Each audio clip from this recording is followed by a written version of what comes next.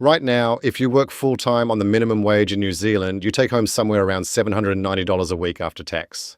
Earn the country's typical or median income instead, and that weekly take-home jumps to a bit over $1,000. Sit among New Zealand's wealthiest people, though, and Inland Revenue's own research shows something almost nobody expects. You might actually be paying a lower tax rate as a share of what you truly make than nearly everyone else on this list.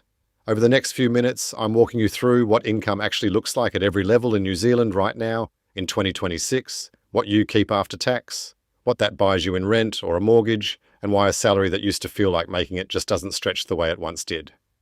Let's start at the bottom and work our way up. $23.95 an hour, that's what the adult minimum wage in New Zealand has been since the 1st of April 2026. Work a standard 40-hour week at that rate and you're looking at $958 before anything comes out, just under $50,000 across a full year. New Zealand doesn't tax every dollar the same way though, and understanding that changes how you read every figure in this video. We use what's called a progressive tax system, which simply means your income gets split into slices, with each slice taxed at its own rate. The first $15,600 you earn in a year sits at 10.5 cents in the dollar, and everything above that, up to $53,500, gets taxed at 17.5 cents. There's also a small levy pulled from every pay to fund accident cover, so if you're ever hurt, whether that's at work or just going about your day, your care ends up paid for. That levy sits at $1.75 for every $100 you earn in 2026. Put all of that together, and someone working full-time on minimum wage takes home somewhere around $790 to $800 a week before KiwiSaver even comes out. KiwiSaver, the retirement savings scheme most working New Zealanders are automatically signed up to, also changed on the 1st of April 2026, with the standard amount taken from your pay rising to 3.5% matched dollar for dollar by your employer. None of that money disappears though, it sits in your own account, growing for your future the whole time you're working. The government used to top these accounts up more generously as well, but from the middle of 2025 that top-up got cut in half down to $260.72 a year. And if you earn over $180,000, you don't receive it at all anymore. Here's what minimum wage actually buys you day to day. Average weekly rent across the country sat at around $631 in April 2026. While in Auckland, the median rent ran to $660 a week. Take home under $800 a week on minimum wage, and rent alone in Auckland could swallow more than 3/4 of everything you bring in, before power, food, or transport even get a look in. That's the real story behind why minimum wage, especially in the bigger cities, leaves so little room to move. Let's move up a level now to what a typical New Zealander actually earns. Statistics New Zealand puts the median weekly income from wages and salaries at $1,380 as of the middle of 2025, which works out to about $71,760 a year. Median simply means the exact middle point, so half of working New Zealanders earn more than that and half earn less. It's a far more honest number than an average, because a handful of very high earners can drag an average upward without reflecting what a normal person actually takes home. Run $71,760 through those same tax slices, and because it pushes past $53,500, part of it lands in the 30% bracket too.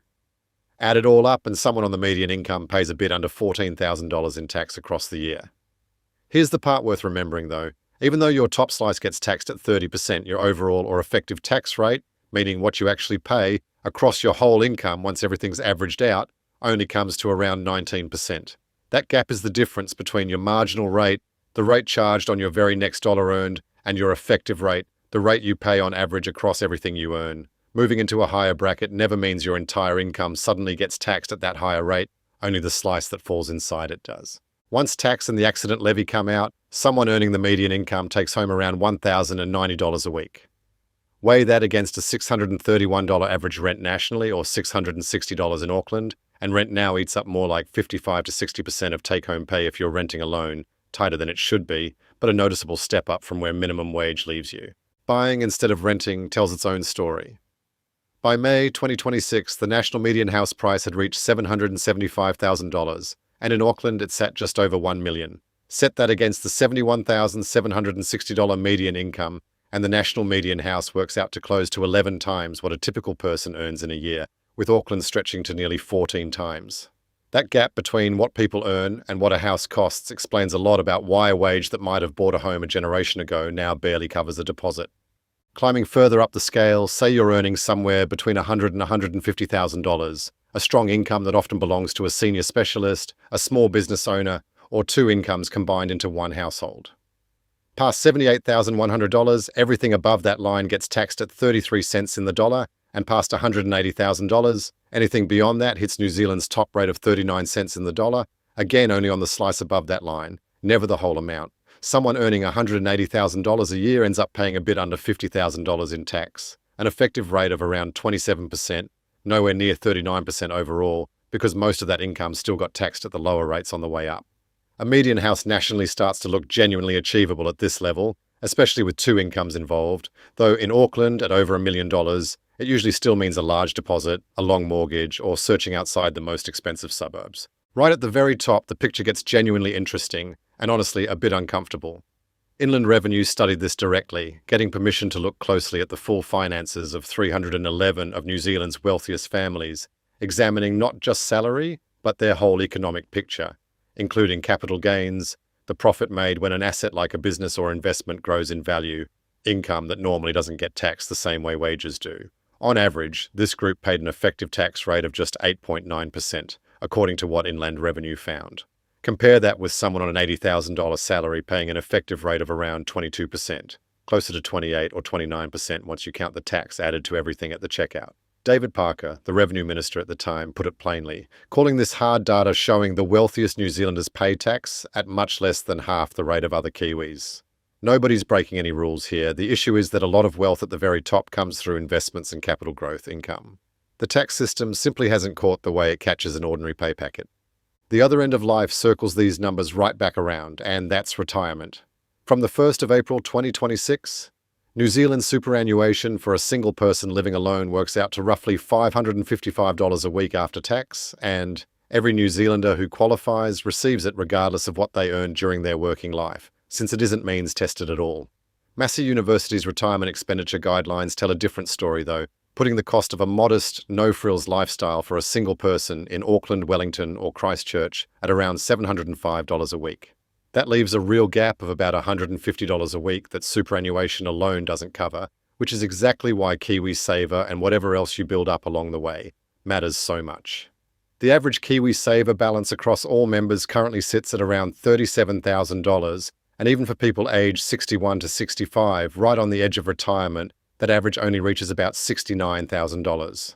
Most New Zealanders, it turns out, are heading into retirement with a far smaller cushion than they'll actually need. One last piece explains why everything here feels tighter than it should. Prices across New Zealand were climbing at 3.1% a year as of the March 2026 quarter, above the Reserve Bank's own target range, with electricity alone up 12.5% over the year and food up 4%. This week alone, on the 8th of July 2026, the Reserve Bank raised the official cash rate to 2.5%, up from 2.25%, responding directly to that pressure. Borrowing gets more expensive across the board when that rate rises, from mortgages through to business loans, and that cost flows through into prices everywhere else.